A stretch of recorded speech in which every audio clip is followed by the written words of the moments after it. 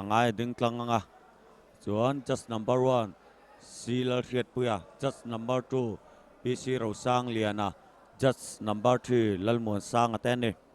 referee Serchhip ta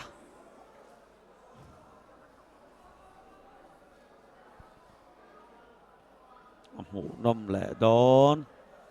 tuna chakta le tuna ron in khel tur te chak zok zok hi final a in khel le don ani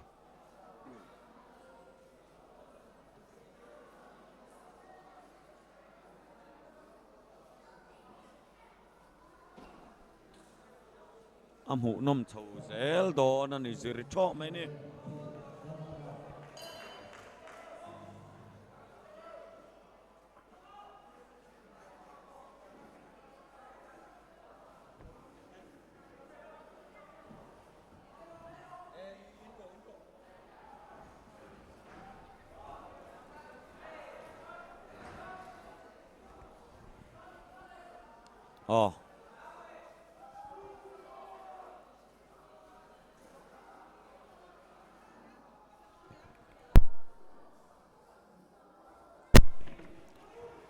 tuna in khelai te hi kezi somli paria tatanga songa pakhatin kar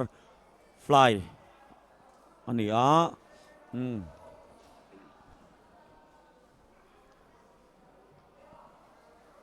kezi somnga pakhat hnuai lama chuan an sa khi alian thakop mai a blue in an nor phea blue ki southpaw boxer nia tuna khan right voi ni vel chuan neck fu in ka hria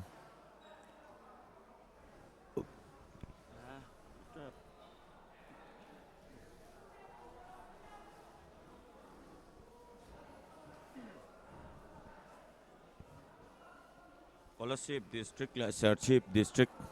tani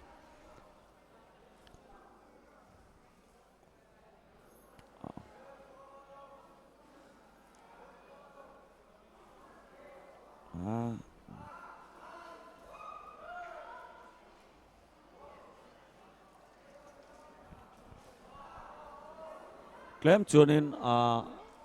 an la khel tam lo ti a hriat theya an kut chuak an chaji vel rang khianin ron ti le deuh tang sela boxer mu nom deuh an la ron ni thei ngei arin om tlat ani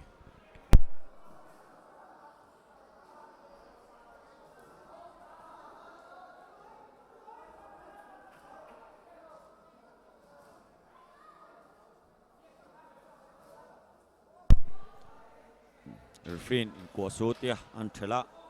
chuan in nak le do ne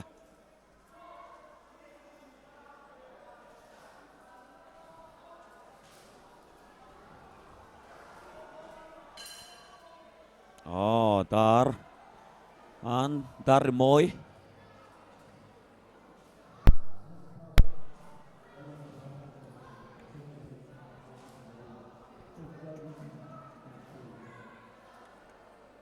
second man ten uluk tawin ti dan tur an han thin lenga sai tong khan second man ten an soi ang hi chiti chuan nek ro an tiang hi nek sam tum tur ni achan chu eng anga boxer thale eng anga boxing thiam coach tha pon second cheusela a soi anga iti theilo chuan kha ziom lo ni chu wang chuan second man in chuti chuan tiro ati kha akhan ti thei sam tum zel tur ni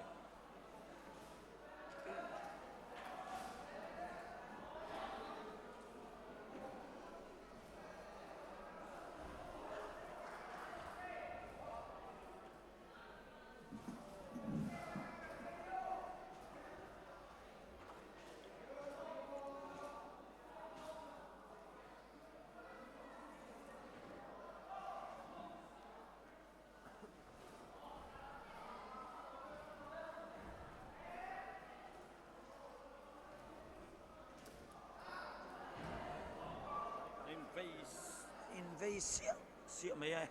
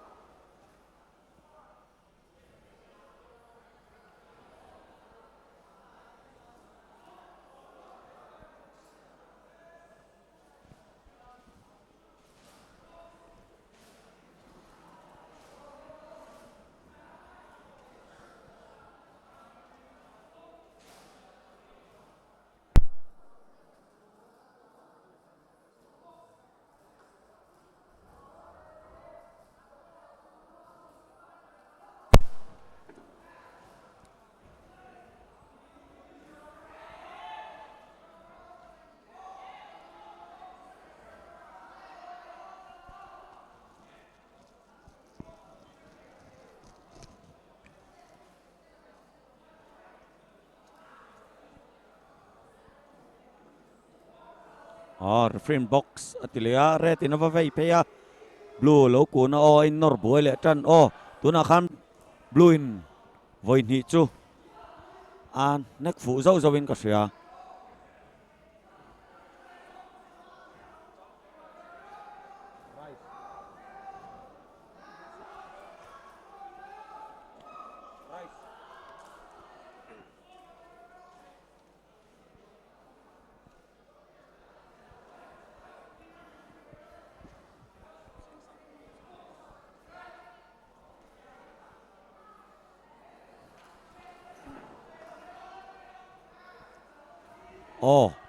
nó vây sầu mịa mịa mấy ông mụ nôm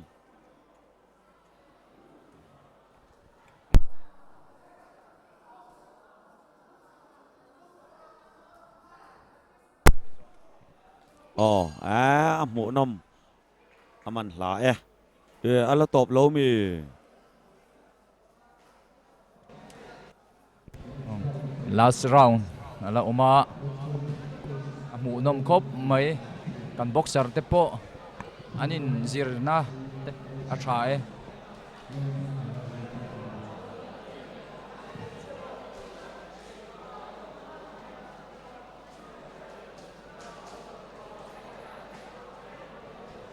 second man in di dan tur luk dam nan silia akal lo mu dana chon tu na in khelai te chu technical taka di dan tur silai chonin an nek na saro 1 2 3 4 ten lut pheila tiang vel kha tiang chi deuh kha sil poi moin ka sia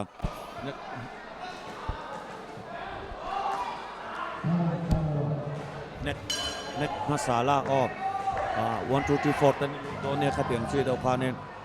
sil turang chi deuh ning ka sia ma ne ku chu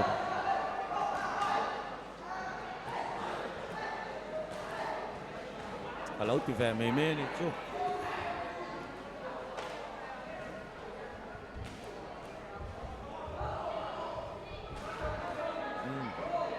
nan nor phele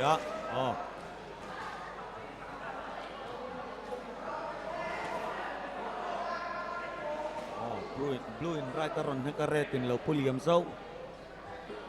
amho ngai dan dik tak tuan right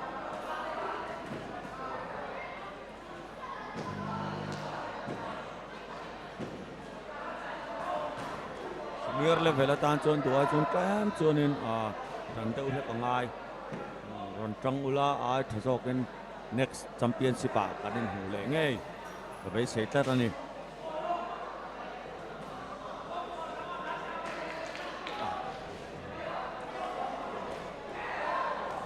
an voi khat khel na pon me thea an voi khat khel na an me thea an upat to awangin senior an khel ma to ko ani the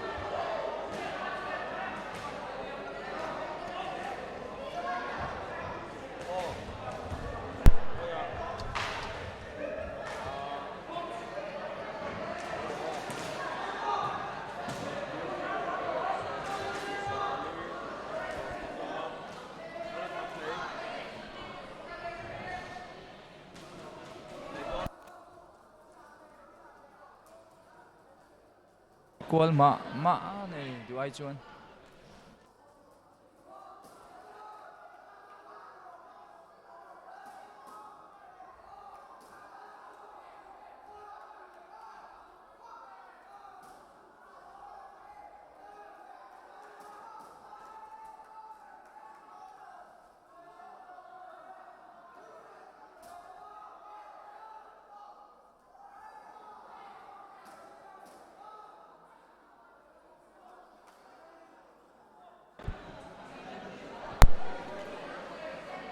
le to mấy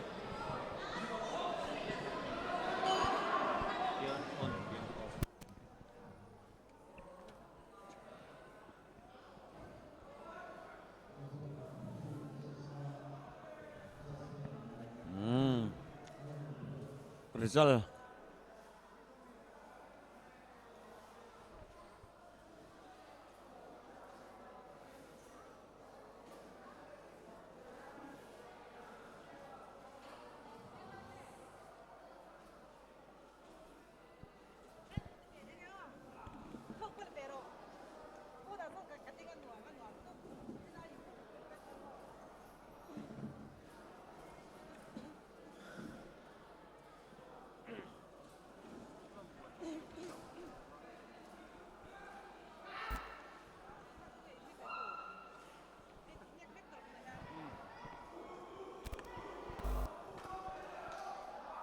chak tur hria thiam har khop mai